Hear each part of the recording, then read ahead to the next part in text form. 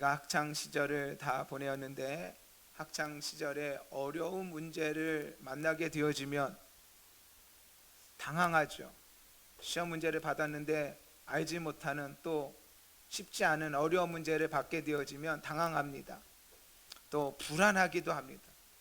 그 문제를 좀 피하려고 하고 뒤로 미루기도 하죠. 그런데 시간이 지난 다음에 보면 허탈한 마음이 들 때가 많아요. 허탈하다라고 하는 것이.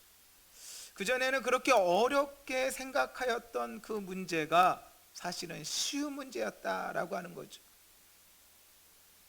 아는 문제였기도 하고 또한 실수한 그런 문제이기도 합니다. 우리가 생각하는 어려운 문제는 사실 그렇게 어려운 문제가 아닌 경우가 많이 있었죠. 오늘 말씀의 제목은 조금은 그랬으면 좋겠다라고 하는 소망의 말씀입니다. 소망을 주죠.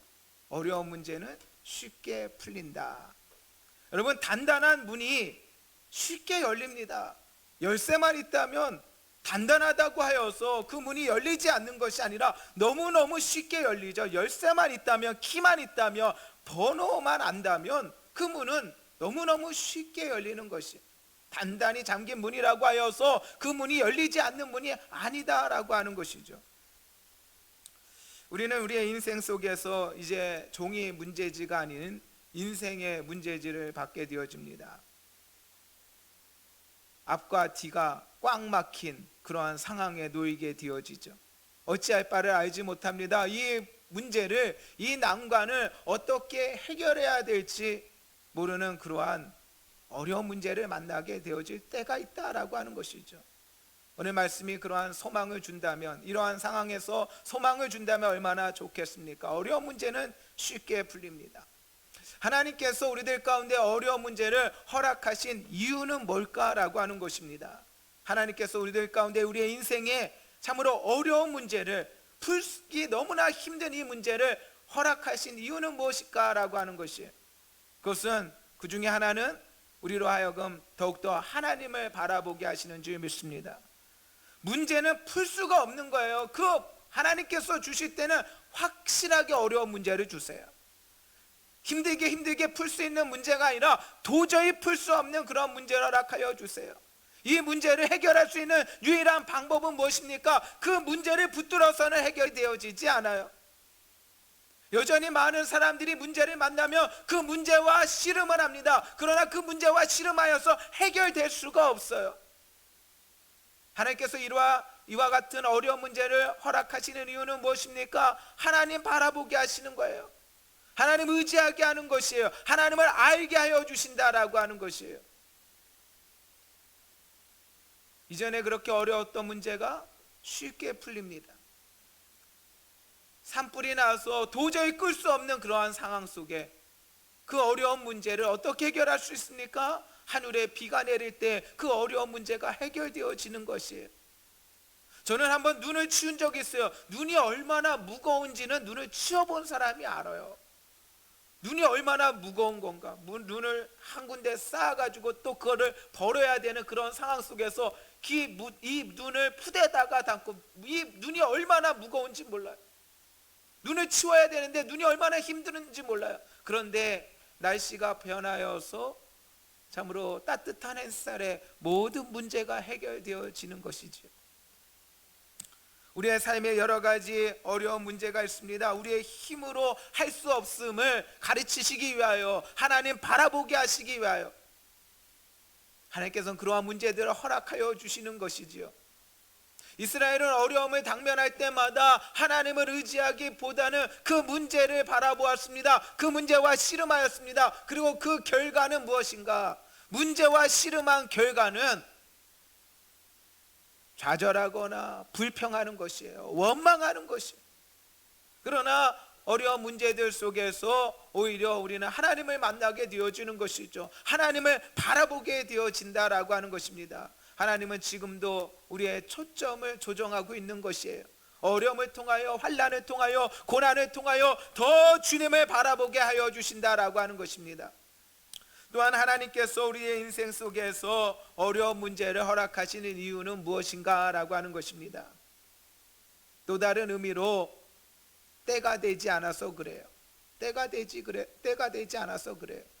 문제는 언제 열리느냐, 언제 풀리느냐, 언제 해결되어지느냐, 우리가 원하는 지금 해결되어지는 것이 아니라 하나님의 때에 해결되어지는 것이에요.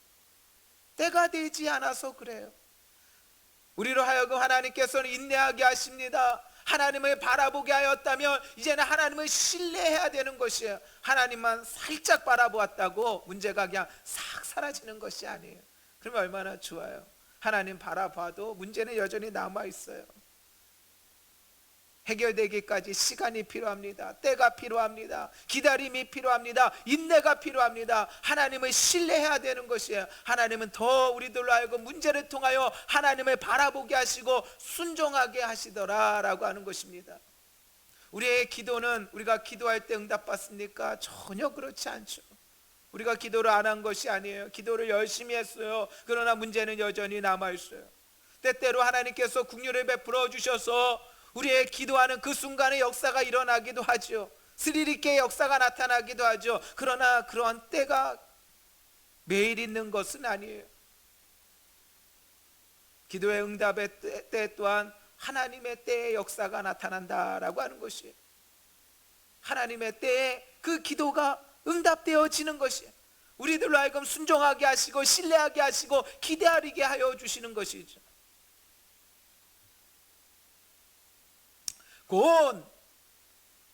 고온이라고 하는 저는 인생의 그러한 모토가 하나 있어요. 고온.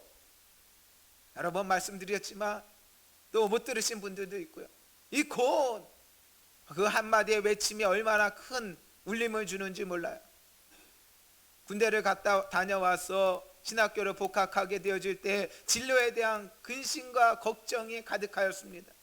우리의 인생에 여러 가지 고뇌가 있는데 그 중에 하나가 진로에 대한 고뇌가 있죠. 내가 어떻게 살아가야 되는지, 무엇을 해야 되는지, 답답한 삶의 현실 속에서 고뇌하고 있을 때 달라스의 빈네리 교회에 이영길이라고 하는 목사님이 오셔서 사경회를 하시게 되어집니다. 그 목사님께서 하신 설교문 중에 하나가 고온이라고 하는 것입니다. 고속도로를 달릴 때 이정표가 없으면 이정표가 있는 거냐 없는 거냐 물어요. 고속도로를 달릴 때 이정표가 없으면 이정표가 있는 것입니까 없는 것입니까? 그리고 그 목사님께서 하시는 말씀은 고온이라고 외치셨어요. 그 고온이라고 하는 말이 마음에 심어졌어요. 계속 가라는 뜻이래요. 고속도로에서 이정표가 없어도 이정표가 있는 것이다 라고 하는 것이죠. 계속 가라는 뜻이래요. 지금은 이정표가 없는 듯 하지만 때가 되어지면, 갈림길이 나타나게 되어지면, 빠져야 될 그곳이 나타나게 되어지면 그 전에 이정표가 나타나기 시작하더라 라고 하는 것입니다. 이정표는 처음부터 나타나는 것이 아니에요. 때가 돼야지 하나씩 나타나게 되어지는 것이, 때가 돼야 된다라고 하는 것이에요. 아브라함이 길을 떠날 때도 처음부터 그가 갈 길을 알고 떠나지 못하였습니다. 그는 갈 바를 알지 못하고 떠났더라라고 말씀은 가르치고 있죠. 그는 어디를 가야 될지 알지 못하였어요. 갈 바를 알지 못하고 나아갔다라고 하는 것이에요. 동방 박사들 또한 처음부터 베들레헴을 알고 가지 못하였어요. 그들 또한 예루살렘에 들어갔죠. 갈 길을 알지 못하고 갔지만 그 가는 여정 속에서 하나님의 인도하심이 있게 되어지는 것입니다. 우리의 삶의 여정도 마찬가지예요. 하나님께서 어려운 문제를 허락하신 이유, 때가 되면 이루어지는 것이에요. 또한 우리로 하여금 인내하게 하시고 신뢰하게 하시고 순종하게 하시더라라고 하는 것이에요. 세 번째, 오늘 말씀 속에서 조금 더 초점을 맞추고 싶은 부분이 있습니다. 하나님께서 어려운 문제를 허락하시는 이유는 무엇인가? 하나님의 지혜를 알게 하시고 하나님의 뜻을 우리들로 하여금 알게 하여 주시는 바가 되어지는 것이죠. 복음의 정신을 우리들 가운데 알게 해주세요. 오늘 함께 나누고자 하는 본문은 민수기입니다. 이 민수기가 어떠한 책인지 우리가 조금 알고 있어야 돼요. 민수기는 성경의 네 번째 책입니다. 또한 성경의 모세오경의 네 번째 책이에요. 이 책의 이름을 아리드모이라고 하는 70인역에서 그렇게 해석했어요. 넘버스. 그래서 민수기가 된 거예요. 숫자들. 그러나 이 책의 본래의 이름은 베미드바르라고 하는 광야에서라고 하는 책의 제목입니다. 민수기는 어떠한 책인가? 광야의 책이다라고 하는 것이에요. 광야에 대해서 우리들 가운데 알게 해주시는 책이 이 바로 민수기의 광야의 책이다. 이스라엘 인생 속에서 이스라엘의 여정 속에서 광야의 시대는 몇 년입니까? 40년입니다. 그런데 그 시간은 특별한 시간이에요. 왜 그러한가? 이스라엘 역사 속에서 광야를 경험한 것은, 민족이 광야를 경험한 것은 40년밖에 되지 않아요. 그런데 모든 세대의 사람들이, 모든 이스라엘 사람들이, 그리고 오늘날 모든 믿는 사람들이 자기의 삶을 어디에다가 비유하냐면 광야에 비유를 하고 있어요. 지금 광야에 살고 있는 걸로 생각을 합니다. 광야로부터 교훈을 얻습니다. 이스라엘의 이 광야 40년은 단순하게 이스라엘만의 광야 40년이 아니라 모든 인생에게 주시는 그러한 교훈이 있다라고 하는 것이에요. 광야 40년, 우리가 다 광야길을 살아가고 있는 것이죠. 이 광야는 특별히 누가 경험하였느냐? 출애굽한 사람들이 경험하였습니다. 애굽에서 나온 사람들이 광야로 들어가게 되어지는 것이에요. 광야에 대한 경험은 어디로부터 시작하느냐? 하나님의 은혜로부터 경험하게 되어집니다. 은혜를 경험한 사람들은 어디를 살아갑니까? 광야를 살아가게 되어지는 것이에요.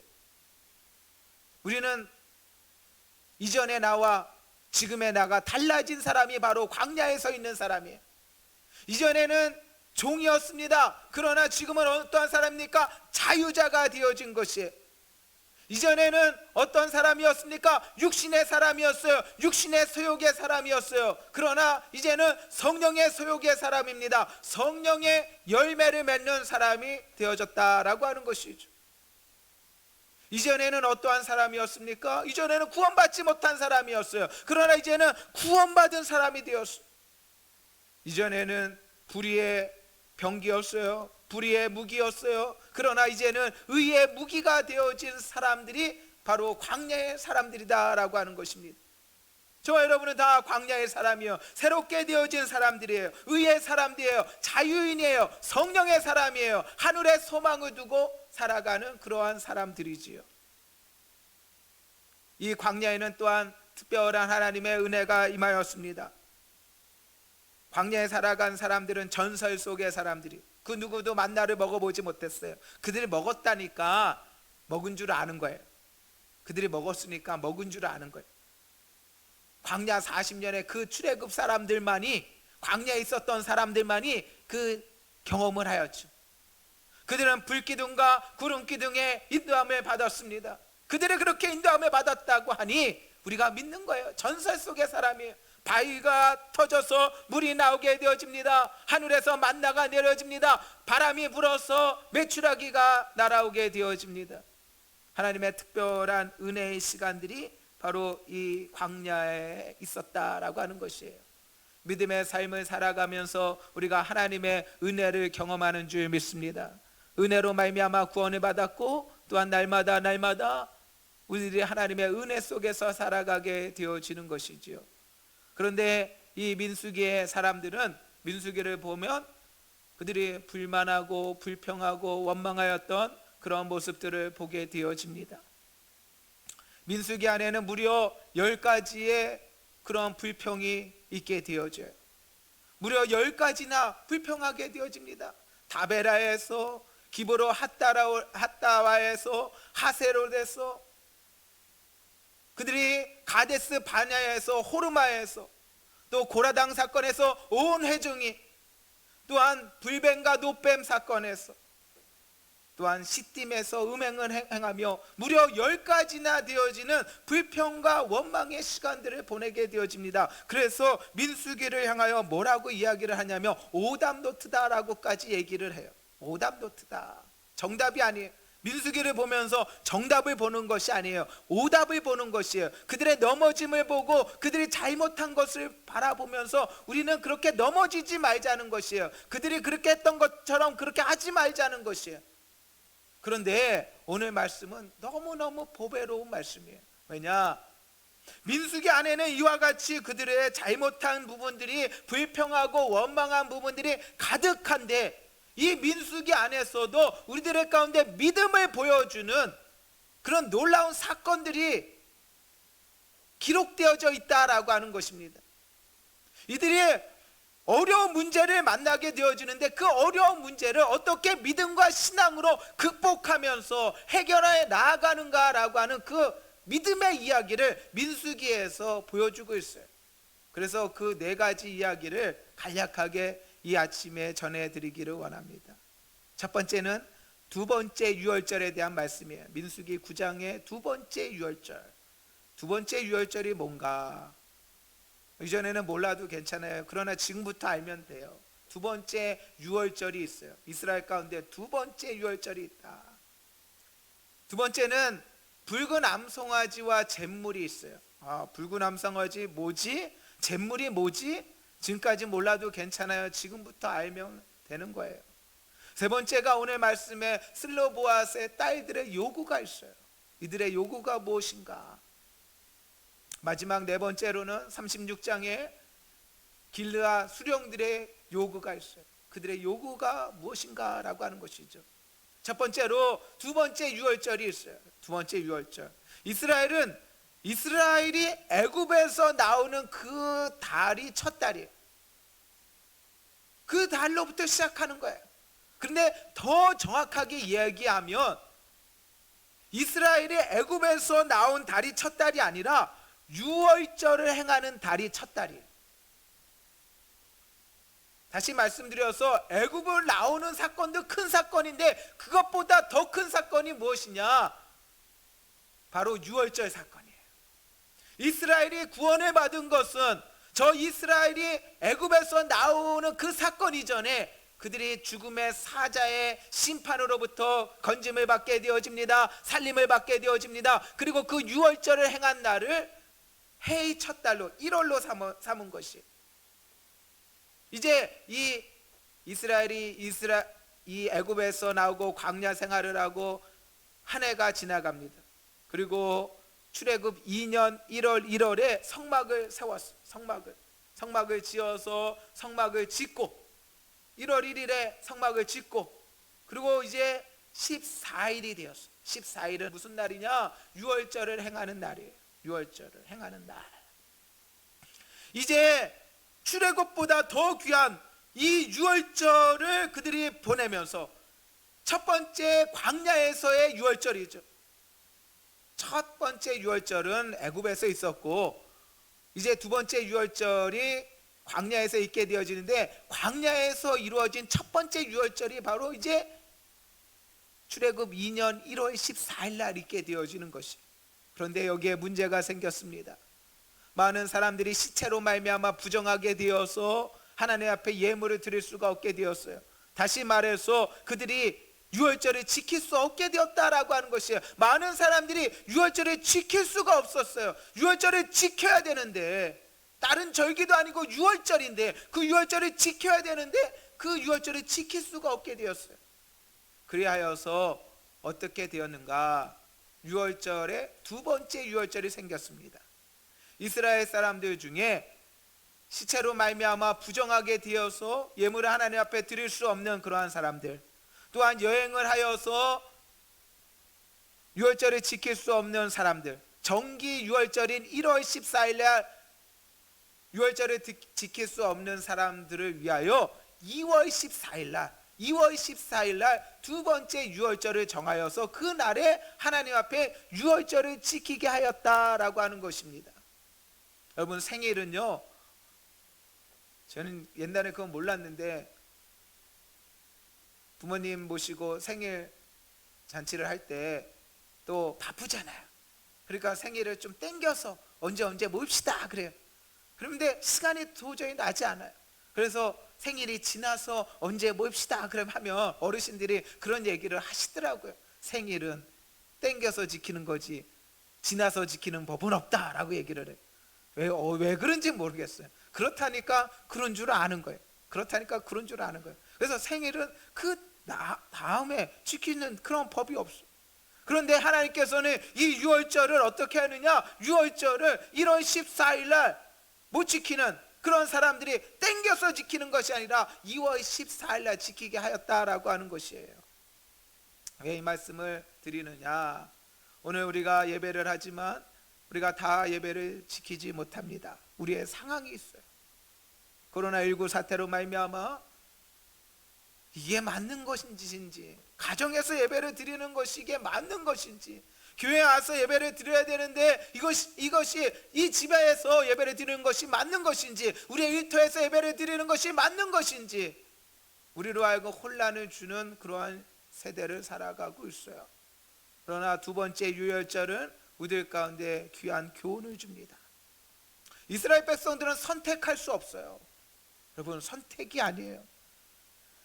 정기 유월절에 1월 14일 날 내 몸이 깨끗하고 상황이 되어지고 분명히 유월절을 지킬 수 있는데 귀찮으니까 또 바쁘니까 2월 14일도 있지 라고 해서 2월 14일 날 지키는 사람은 자기 죄를 받는다라고 말씀은 기록하고 있어요. 그것은 선택이 아니에요. 정기 유월절에 하나님 앞에 나와야 돼요. 그러나 하나님 앞에 모든 상황 속에서 온전히 지키지 못하는 자들을 위하여 두 번째 유월절을 마련한 것이에요. 우리가 가정에서 예배를 드리는 거 교회에 와서 되고 가정에서 드려야 되고 그런 것이 아니에요. 상황이 달라졌어요. 지금은 특별한 상황이에요. 모일 수 없는 상황이에요. 모이는 것이 생명이 아니라 흩어지는 것이 생명인 그러한 시대를 우리가 살아가고 있어요. 이상하고 낯선 그러한 형편 속에 있어요. 그러나 두 번째 유월절을 우리들 가운데 가르쳐줘요. 가정에서 예배를 드리는 그 순간에도 성령의 역사와 임재가 임하시는 줄 믿습니다. 시간이 달라져도 하나님의 역사가 나타나는 것처럼 장소가 달라져도 동일한 역사와 능력이 나타나게 되어지는 것이에요. 따라서 오늘 가정에서 예배를 드리든 교회에서 예배를 드리든 우리의 몸과 마음과 자세와 드림이 변함이 있어서는 안 될 줄 믿습니다. 내 정성을 드리고 몸을 드리고 모든 드림에 있어서 예배를 드림에 있어서 달라서는 안 돼요. 장소가 다를 뿐이죠. 우리의 몸과 마음이 달라서는 안 된다라고 하는 것이에요. 그것이 바로 두 번째 유월절이 가르쳐주는 교훈이지요. 민수기 9장에서 말씀하고 있어요. 이제 민수기 17장에 가면 붉은 암송아지와 잿물의 이야기가 나옵니다. 이 또한 무엇인가 라고 하는 것이에요. 이전에 몰라도 괜찮아요. 붉은 암송아지에 대해서 아십니까? 라고 하면 멍하죠. 도대체 무슨 말씀입니까? 붉은 암송아지가 뭘까? 신앙생활 오래 했음에도 불구하고 붉은 암송아지와 잿물에 대하여 모를 수도 있어요.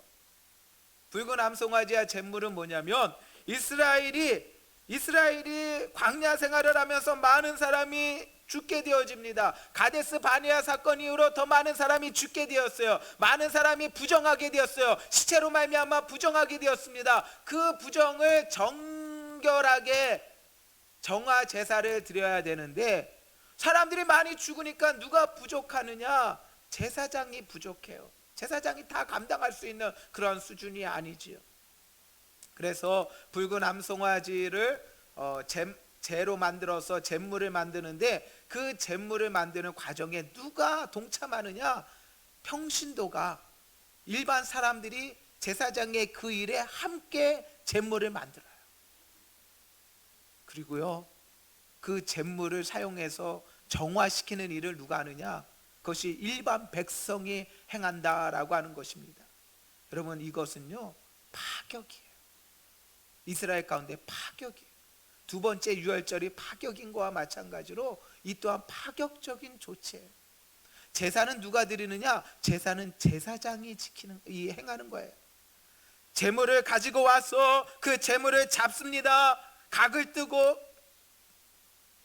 가죽을 벗기고 각을 뜨고 정강이와 내장이를 씻고 이 모든 것은 예배를 드리는 사람이 자기 제물을 가지고 와서 자기가 행하는 것이에요. 그러나 그 제물을 하나님 앞에 제물로 드려서 제사는 누가 드리느냐? 그 제사는 예배자가 행하는 것이 아니라 제사장이 행하는 거예요.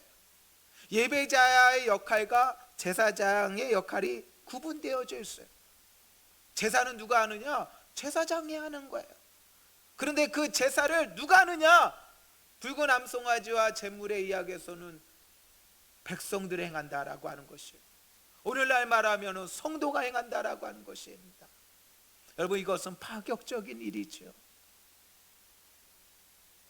각 가정에서 모든 성도들이 제사장이 되어야 될 줄 믿습니다. 각 가정에서 예배를 드리는데 목사님이 가갖고 교육자가 가갖고 다 예배를 드릴 수가 없어요. 여러분, 제사를 지내는데 어떠한 가정에 제사를 지내는데 조상 제사를 지내는 때도 보니까 각 가정에서 다 제사장이 되어서 각 가정에서 알아서 제사를 지내죠. 제사장이 따로 있는 것이 아니에요. 하물며 각 가정에서 예배를 드릴 때도 아버지가 어머니가 제사장이 되어서 가정 예배가 이루어져야 되는 것이에요. 때때로 교육자를 통하여서 가정 예배분을 만들기도 하지만 조금 더 성숙하고 말씀을 읽고 묵상하게 되어지면 예배문도 만들 수 있는 것이에요. 각 가정에서 예배가 이루어져야 되는 것이지요. 교회 학교도 마찬가지예요. 교회가 부흥하여서 교육자가 많으며 각 부서마다 학년마다 교육자가 따로 있어서 가르치면 좋겠지만 그 모든 것들이 상황이 제한되어지면 교회학교 설교를 교회학교 선생님이 할 수도 있는 거예요. 목사님이 자리를 비우면 장로님이 와서 말씀을 대신 전할 수도 있는 것이에요. 그러한 파격이 상황 속에서 열려 나아가더라라고 하는 것이지요. 그 모든 교훈을 어디서 보게 되어지는가? 바로 붉은 암송아지와 또한 붉은 암송아지와 이 잿물에 통하여서 우리들 가운데 알게 하여 주신다라고 하는 것입니다. 모든 상황 속에서 우리들로 하여금 예배할 수 있고 극복할 수 있는 길을 열어주시는 것이죠. 오늘 이제 27장의 슬로보앗의 딸들의 이름과 또한 그들의 이야기를 우리들 가운데 가르쳐 주시고 있어요.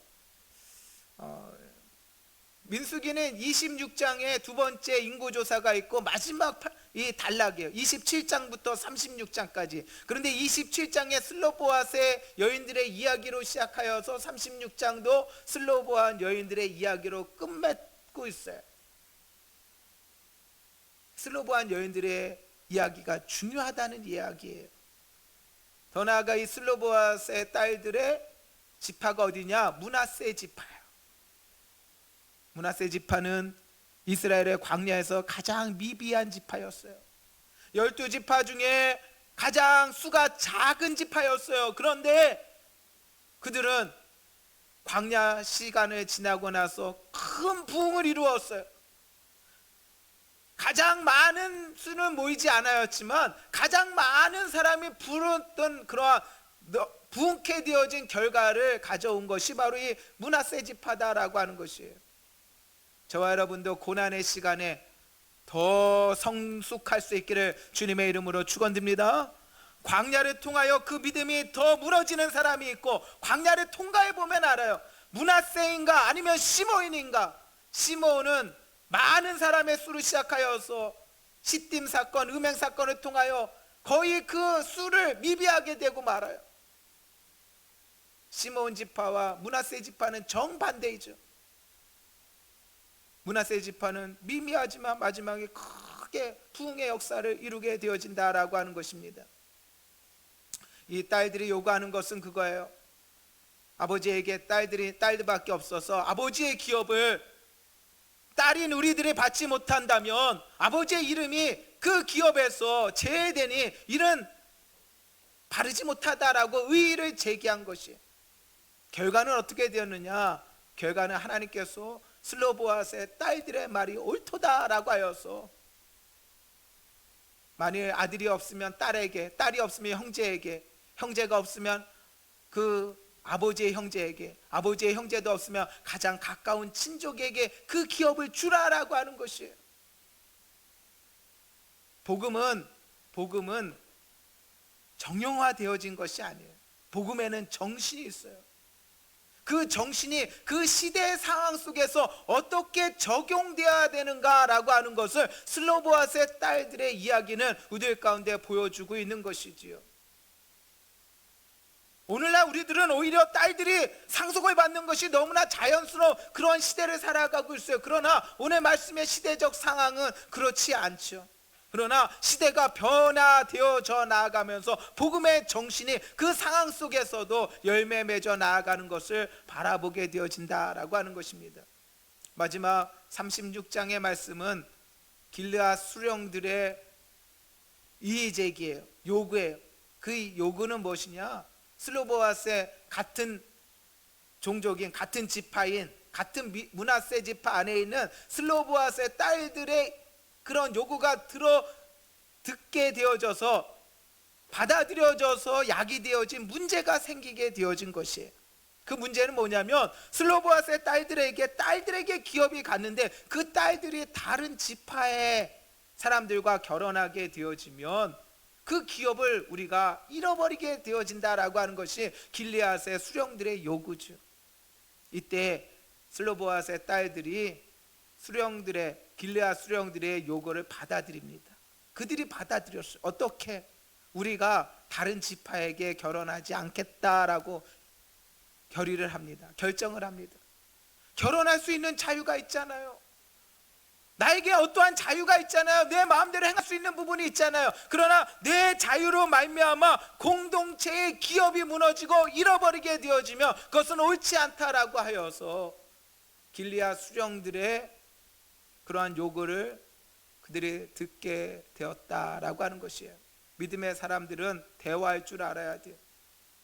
성도들 가운데도 대화할 수 있어야 될 줄 믿습니다. 들을 줄 알아야 돼요. 하나님 들으라고 귀는 열어두셨잖아요. 입은 하나요, 귀는 둘이죠. 두 번 듣고 한 번 말하라고 하잖아요. 들을 줄 알아야 돼요. 성도들의 말을 들을 줄 알아야 돼요. 대화할 줄을 알아야 돼요. 타협할 줄을 알아야 돼요. 세상의 이야기도 들을 줄 알아야 돼요. 주장하는 것만이 아니라 받아들일 줄 알아야 돼요. 타협할 줄을 알아야 되는 것이에요. 그것이 복음의 한 정신이다라고 말씀을 우리들 가운데 가르쳐 주시는 것입니다. 어려운 문제는 쉽게 풀린다라는 말씀의 제목과 소망을 가지고 오늘 말씀을 나눕니다. 우리에게는 무엇이 필요합니까? 어려운 문제가 쉽게 풀리기 위해서는 하나님의 은혜가 필요한 줄 믿습니다. 하나님의 은혜가 필요해요. 하나님 바라봐야 돼요. 또한 어려운 문제가 쉽게 풀리기 위해서는 하나님의 인도하심이 있어야 돼요. 순종해야 돼요. 기다려야 돼요. 신뢰해야 돼요.